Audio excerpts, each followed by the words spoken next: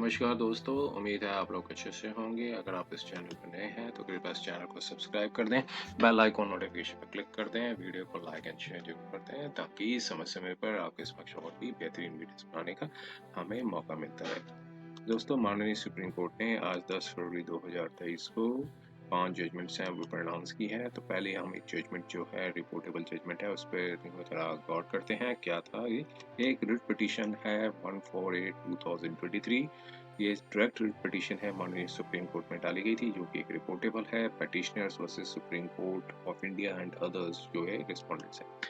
देखिए इस जजमेंट में माननीय सुप्रीम कोर्ट ने कॉलेजियम सिस्टम के ऊपर जो है कुछ जजमेंट्स आई हैं उस पर डिस्कशन किया है और यहाँ पर पिटिशनर की रिट पिटीशन को खारिज कर दिया है, क्योंकि अब इसमें जो एक क्वेश्चन बताया गया है, एक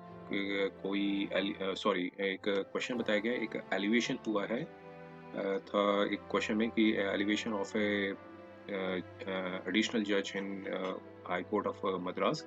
और उस क्वेश्चन पे भी माननीय सुप्रीम कोर्ट ने अपनी जो पिछले प्रेसिडेंट्स हैं उसको देखते हुए कोई मेरिट नहीं पाया और एडमिशन स्टेज पे इस पिटीशन को डिसमिस कर दिया। आइए हम इसके थोड़े से फैक्ट्स को जानने की कोशिश करते हैं, क्या था इस फैक्ट्स में और इसके लीगल प्रिंसिपल्स माननीय सुप्रीम कोर्ट ने क्या दिए हैं। लीगल जो इश्यूज थे जो बताए गए हैं रिट पिटीशंस में, वो scope and ambit of the judicial review बताया गया है, जो appointment of the high court जजेस under article 217 of the constitution of India. High court के जितने भी जजेस होते हैं उनकी 200 आर्टिकल 217 के कॉन्स्टिट्यूशन जो है संविधान के अंतर्गत उनकी अपॉइंटमेंट्स की जाती है। तो लीगल इशू जो माननीय सुप्रीम कोर्ट ने कहा एक सेटल्ड है, तो कोई रेस इंटीग्रा नहीं है, तो मीन्स ऑलरेडी जो प्रिंसिपल्स पहले से सेटल्ड हो रखे हैं। और दूसरे जो जजमेंट्स आई हैं उस पर भी माननीय सुप्रीम कोर्ट ने अपनी ऑब्जर्वेशन दी, रिप्रोड्यूस किया। एक Mahesh Chandra Gupta versus union of India की एक अदर्स की एक जजमेंट थी जो कि इसके जो फैक्ट्स हैं ये बताए गए और जो कि 2009 की है, ये SCC 8 SCC 273। और इस जजमेंट में बताया गया था कि अपॉइंटमेंट ऑफ जज जो है वो एक एग्जीक्यूटिव फंक्शन होता है प्रेसिडेंट ऑफ इंडिया का। और आर्टिकल 217 जो सब पार्ट 1 है वो कॉन्स्टिट्यूशनल रिक्वायरमेंट बताता है ऑफ कंसल्टेशन और फिटनेस जो है अपॉइंटमेंट ऑफ द जज जो होती है वो एवेल्युएट की जाती है कंसल्टेशन प्रोसेस में। और एवेल्युएशन ऑफ वर्थ और मेरिट ऑफ पर्सन जो है इंटायरली डिफरेंट होता है eligibility of the candidate of the elevation. और 217(2) है वो प्रेस्क्राइब्स करता है थ्रेशोल्ड लिमिट और enter point person of the person to be qualified to be जज ऑफ एन हाई कोर्ट। और आर्टिकल 217 प्रेस्क्राइब करता है प्रोसीजर टू फॉलोड और जो प्रोसीजर जो डिजाइन किया जाता है for the fitness of the person, जो appointment to be appointed, her character and integrity, her competence, her knowledge and life. तो यहाँ बताया माननीय कोर्ट ने कि एलिजिबिलिटी जो है वो एक ऑब्जेक्टिव फैक्टर होता है जो डिटरमाइन किया जाता है बाय पैरामीटर्स को अप्लाई करते हुए जो क्वालिफिकेशंस बताई गई हैं आर्टिकल 217(2) में। और जब एलिजिबिलिटी क्वेश्चन जो है क्वेश्चन में होता है, उसको क्वेश्चन में रखा जाता है, तो ये एलिजिबिलिटी जो है क्वेश्चन है with in the scope of a judicial review के अंदर आती है। अब जो क्वेश्चन जो है कि वेदर जो पर्सन जो है फिट है कि अपॉइंटमेंट ऑफ ए जज, ये इसमें सुटेबिलिटी की इन्वॉल्व होता है और जो कि एक्सक्लूड किया जाता है from the review of a judicial review. एक सुटेबिलिटी के ऊपर बताया माननीय कोर्ट ने, एक एलिजिबिलिटी के ऊपर बताया। और सुटेबिलिटी को माननीय सुप्रीम कोर्ट ने कहा कि ये जुडिशियल रिव्यू से बाहर है। अब दूसरी एक जजमेंट आई थी M Manohar Reddy and others versus union of India, और इसमें बताया था कि जो कंसल्टेटिव प्रोसेस होता है वो आर्टिकल 217 में वो उसकी लिमिट होती है जुडिशियल रिव्यू और रिस्ट्रिक्ट करता है स्पेसिफाइड एरिया को, जो कि एलिजिबिलिटी होती है ना कि सुटेबिलिटी। और 2 डिसीजंस ऑलरेडी आ चुके हैं, supreme court advocates of record association and others and union of India versus union of India versus special reference 1 of 1998 री जो है 5। तो जुडिशियल रिव्यू जो है अगर कोई लैक ऑफ एलिजिबिलिटी है और लैक ऑफ इफेक्टिव कंसल्टेशन, जो जुडिशियल रिव्यू है वो लाइज करता है अगर जब कोई लैक ऑफ एलिजिबिलिटी हो या फिर लैक ऑफ कंसल्टेशन हो। जुडिशियल रिव्यू लाई नहीं करता कंटेंट ऑफ कंसल्टेशन, किस कंटेंट ऑफ कंसल्टेशन के ऊपर लाई नहीं करता है। और इसके जो जजमेंट्स आए थे उसके यहाँ पे एलेबोरेट किया माननीय कोर्ट ने। और फिर माननीय कोर्ट ने बताया कि जब कॉलेजियम हाई कोर्ट का रिकमेंडेशन देता है कि एलिवेशन के लिए, किसी जज को एलिवेट करने की जब रिकमेंडेशन के लिए कॉलेजियम देते हैं, तो इनपुट्स जो हैं वो इंटेलिजेंस एजेंसी से लिए जाते हैं, जो एक बैकग्राउंड चेक करती हैं, सरकार के कमेंट्स लेती हैं, उसको कंसिडर किया जाता है collegium of the supreme court. और जो कॉलेजियम ऑफ सुप्रीम कोर्ट होता है उसमें चीफ जस्टिस होते हैं और 2 सीनियर मोस्ट जजेस होते हैं। और ओपिनियन और कमेंट्स ऑफ जजेस जो होते हैं इन दिस कोर्ट, माननीय कोर्ट के जो ओपिनियन और कमेंट्स हैं वो कन्वर्जेंट होते हैं with the affairs of the high court concerned और called in writing place before the collegium.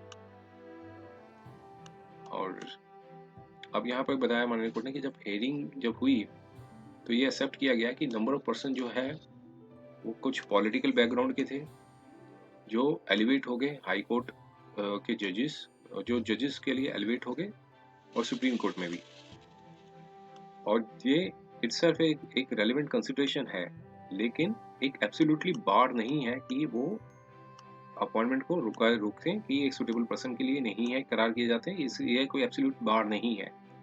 Similarly जब केसेस होते हैं, जब देयर बीन केसेस जब पर्सन्स रिकमेंड करते हैं, कई केसेस ऐसे भी हैं जिसमें पर्सन्स को रिकमेंड किया गया एलिवेशन के लिए, उन्होंने अपनी कुछ रिजर्वेशंस और क्रिटिसाइज्ड किए पॉलिसीज को, एक्शंस को, तो ये भी कोई ग्राउंड नहीं बनता है कि उन्हें ट्रीट किया जाए, ये अनसुटेबल ट्रीट करने का भी कोई ग्राउंड नहीं बनता। इट गोज विदाउट सेइंग कि जो कंडक्ट ऑफ द जज जो है वो उनके डिसीजंस पे होता है, जो कि रिफ्लेक्ट होता है और अपनी पारदर्शिता और इंडिपेंडेंस के लिए जो डेमोक्रेटिक और कॉन्स्टिट्यूशनल वैल्यूज के साथ अडहेयर हो, मीन्स उसके साथ लिंक मतलब अटैच हो, उनके डिसीजंस डेमोक्रेटिक और कॉन्स्टिट्यूशनल वैल्यूज के साथ हो, इंडिपेंडेंसी होनी चाहिए। और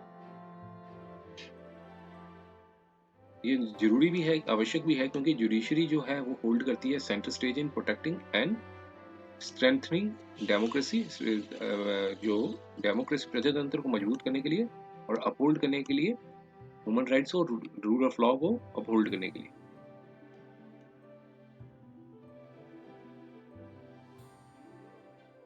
हम ये अपने ऑब्जर्वेशंस दे रहे हैं बिकॉज ये एस्टेब्लिश्ड है, जो कि कंसिडर किया गया है by collegiums both by high court as well as supreme court, दोनों सुप्रीम कोर्ट ने कंसिडर किया है। तो इसलिए हम इस कॉन्टेक्स्ट को देखते हुए आर्गुमेंट को रिजेक्ट करते हैं कि फैक्ट्स जो है वो नहीं पता थे, जो और कॉलेजियम ने are not known and consider, facts कई जो फैक्ट्स नहीं पता थे वो कॉलेजियम ने कंसिडर किए। तो पेटिशनर्स ने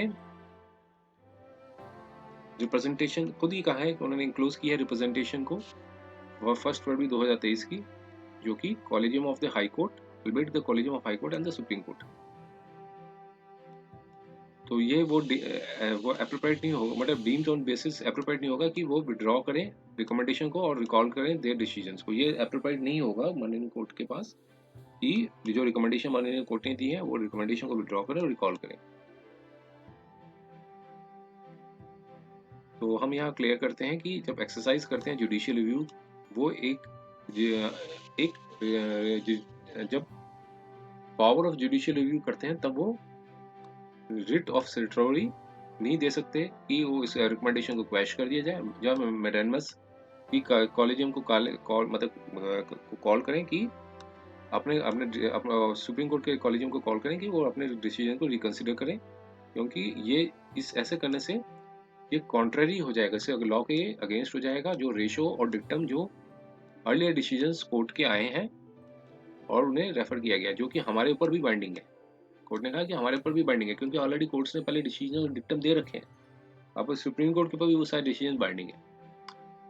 तो टू डू से सो अगर ऐसे करने से लॉ वायलेट होगा, और जो कि evaluating and substituting the decision collegium with individual or personal opinion on suitability and the merits of the case। तो ये सारी डिसीजंस को देने के बाद एक कोर्ट ने कहा कि जो क्वेश्चन था, पर्सन्स इन क्वेश्चन, जो जो पिटीशन के अंदर लिखे गए थे, जो पर्सन इन क्वेश्चन थे, जो कि एलिवेट हो गए थे एडिशनल जज of the high court of judicature of Madras, on taking oath the persons pledge, जब उन्होंने ओथ ली तो वो उन्होंने प्लेज, शपथ ली कि वो जज बनेंगे, अपहोल्ड करेंगे कॉन्स्टिट्यूशन को और लॉज को।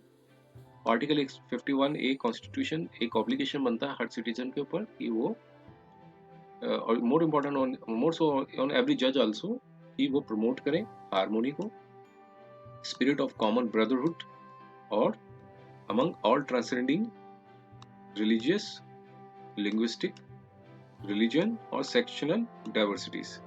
मीन्स कोई भी अपना जो हारमोनी को बना के रखें, स्पिरिट ऑफ ब्रदरहुड, कि वो किसी भी धर्म, भाषा, प्रांत, एरिया या फिर सेक्शनल डाइवर्सिटीज हों। तो principle of secularism and dignity of every individual regardless of the कोई कास्ट, केस्ट और क्रीड, जो एक इंपॉर्टेंट फाउंडेशन है रूल ऑफ लॉ और equal protection of law. Conduct and judgments जो डिलीवर की जाती हैं at the time of confirmation, जो कंडक्ट एंड जजमेंट्स डिलीवर की जाती हैं at the time of confirmation, जज जो कंफर्म किया जाता है जज को, और जज को जज किया जाता है every day by the lawyers, litigants and public द्वारा, क्योंकि कोर्ट्स ओपन है और जज जो है वो अपने रीजंस देते हैं इन राइटिंग में कि वो फॉर द डिसीजंस। तो इन सब ग्राउंड्स पे कोई रिट पिटीशन में मेरिट नहीं पाया और कोर्ट ने कहा कि हम इंक्लाइन नहीं करते कि एंटरटेन करें और कि नोटिस इशू करें। पिटीशन को डिसमिस कर दिया गया एट द एडमिशन स्टेज। तो ये था आज की जो वीडियो बनाया है जो जजमेंट के ऊपर माननीय सुप्रीम कोर्ट में। तो उम्मीद है ये वीडियो आपको पसंद आया होगा। अगर पसंद आया तो कृपया से लाइक कर दें, चैनल को सब्सक्राइब भी कर दें, ताकि समय समय पर आपके समक्ष और भी बेहतरीन वीडियोस बनाने का हमें मौका मिलता है। समय देने के लिए बहुत बहुत धन्यवाद।